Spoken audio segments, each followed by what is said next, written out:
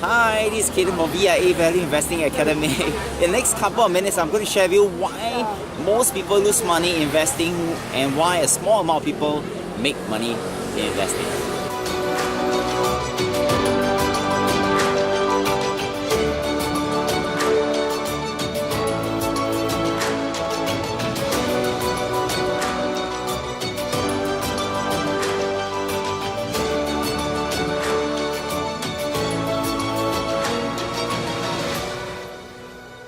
So I'm standing right in the entrance of this place called Tang, which is right in the middle of the city of Kaohsiung, Taiwan.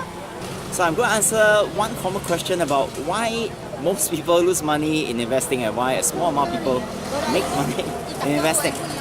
So in order for us to make sure that we do well in investing, we first have to understand the difference between two types of assets. And one is called an income generating assets, and the other type of assets are those that don't generate income. So let me give an example of assets that produce income.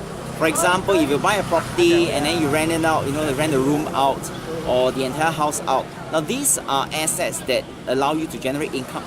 But having said that, there are certain type of assets that do not produce income. For example, if you buy a block of gold, if you buy a bottle of wine, if you collect a painting, all these are assets that don't produce income.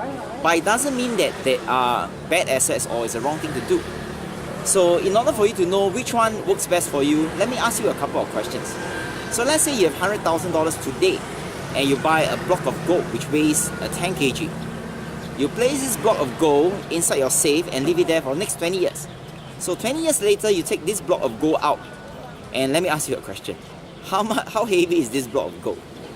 You realize that actually the weight of this gold didn't change. If you bought it as 10 kg, 20 years later it will be 10 kg. If you bought it at 20 kg, 10 years later it will be 20 kg. So now the question is, what has the gold given you for the past 20 years when you leave it in a safe?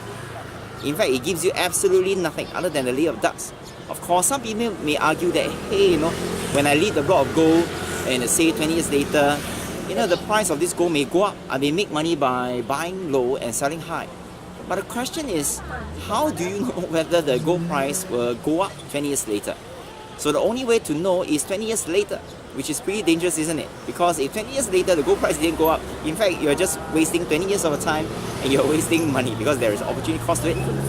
But what would happen if you take the same amount of money, which is $100,000, and you own an income generating assets, for example, a business. Let's say you're staying in Singapore, you may take over a coffee shop, you are staying anywhere else. For example, in Japan, recently one of my graduates started a ramen store using a huge amount of savings. So let's say if you own an income generating asset such as a ramen store or a cafe or coffee shop, and you run it very well year after year, and maybe after 5 years, after 10 years, 20 years.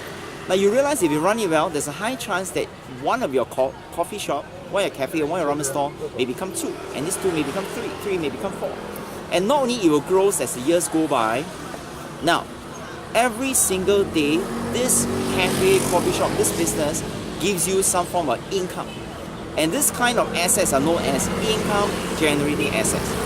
So let's go back to the fundamental question. If you have $100,000 today, what kind of assets do you invest in? Do you want to invest in an income generating asset such as a business, a property, stocks? Or do you prefer to buy a block of gold, silver, and hope that years down the road, the price will go up? And this is Chang from VIA Value Investing Academy. I'm answering one of the questions from one of our fans at the middle of Kaohsiung in this specific place called Tang. And I see you back in Singapore. Goodbye.